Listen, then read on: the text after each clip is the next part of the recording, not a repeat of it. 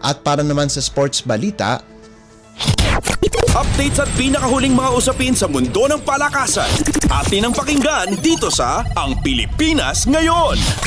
nakakita ng pagkakataon ang Token Text Tropang Giga para ilagay ang isang matikas na koponan sa bingit ng eliminasyon kaya't walang atubili nitong kinuha ang oportunidad.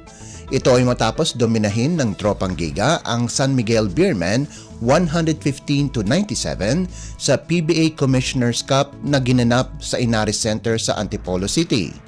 Dahil sa panalo, gumanda ang record ng TNT sa 8-3 habang lalong lumabo ang pagkakataon ng Beermen na makapasok ng quarterfinals.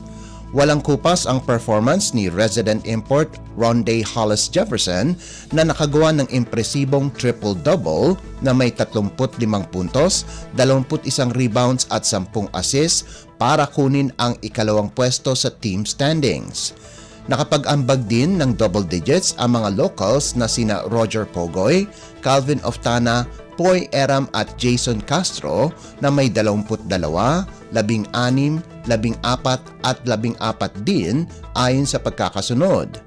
May isang laban na lang ang nalalabi para sa TNT at ito ay kontra sa rain or shine. Kailangan ng Beermen na matalo ang Magnolia at NLEX sa kanilang huling laro sa elimination round para sila makapasok ng susunod na round. Samantala, pinangunahan ni reigning most valuable player Junmar Fajardo ang San Miguel sa nagawa nitong 34 na puntos at 13 rebounds habang nagtapos ng may 13 puntos si Don Toroliano at tig 10 puntos si import Malik Pope at Mo Tautua. Dahil sa talo, bagsak sa 5-7 ang record ng SMB. Huling hindi nakapasok ng playoffs ang San Miguel ay noon pang 2015 sa kaparehong komperensya. Updates at pinakahuling mga usapin sa mundo ng palakasan. Atin ang pakinggan dito sa Ang Pilipinas Ngayon. Kinuha ng Strong Group Athletics o SGA ang kanilang ikalawang panalo sa Dubai International Basketball Championship laban sa Al Nassr SC 99-87 na ginanap sa Al Nassr Club. Pagkarang matapos ng may 50-38 abante sa first half, nagawa pang lumayo ng bataan ni Coach Charles Chiu sa third period sa score na 60-47. Subalit napababa ng Al Nassr ang kalamangan sa 5 puntos 77-72 sa ikapitong minuto at 21 segundo ng fourth period bago makabawi ang Strong Group at magkaroon ng 11-0 run para tuluyan ng kunin ang laban. Nanguna si Chris McCullough sa Strong Group na nakalikom ng 31 puntos, 9 na rebounds at 3 assists, habang sina Mikey Williams at Dave Ildefonso ay nagambag ng 16 at 13 puntos ayon sa pagkakasunod. Nasayang naman ang 34 na puntos, 7 rebounds at 3 assists ni Harat Mohamed sa panig ng Al Nassr, pati na rin ang 30 puntos ni Marvel Harris.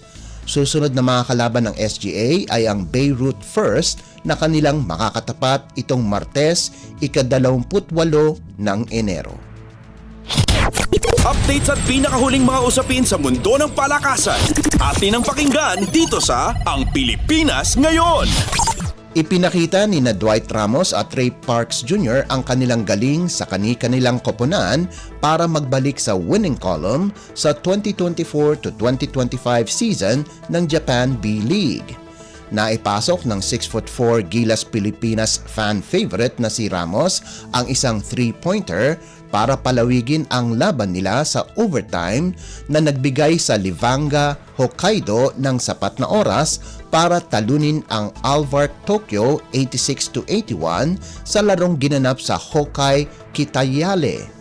Nagtapos si Ramos ng may 22 puntos bukod pa sa 3 rebounds, 2 assists at 1 tapal para pagandahin ang record ng Livanga sa 11-20 na sapat para makuha nila ang ika-5 pwesto sa Eastern Division.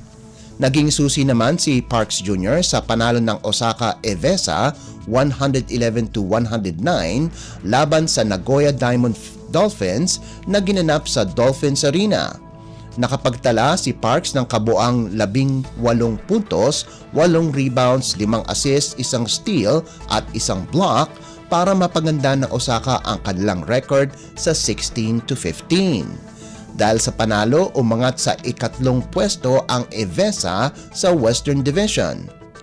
Isa ding nanalo ay ang koponan ni Matthew Wright na Kawasaki Brave Thunders na nanalo laban kay AJ Edu at ng Nagasaki Velka 80-76 na ginanap sa Happiness Arena. Tahimik lamang si Wright sa kanyang paglalaro na nagtapos ng may 2 puntos, 1 steal at 1 tapal sa loob ng 15 minuto at 15 segundong paglalaro. Subalit sapat na ito para kunin ng Kawasaki ang kanilang ika-9 na panalo sa loob ng 31 laro para makuha ang ika-8 pwesto sa Central Division.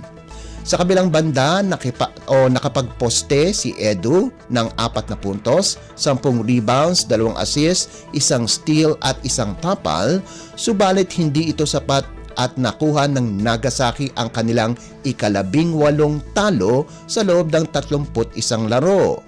Sila ngayon ay nasa ika-6 na pwesto sa Western Division. Updates at pinakahuling mga usapin sa mundo ng palakasan. Atin ang pakinggan dito sa Ang Pilipinas Ngayon. At yan ang pinakahuling balita sa larangan ng palakasan. Para sa Radyo Pilipinas World Service, ito po si Leo Magpayo. Magandang araw.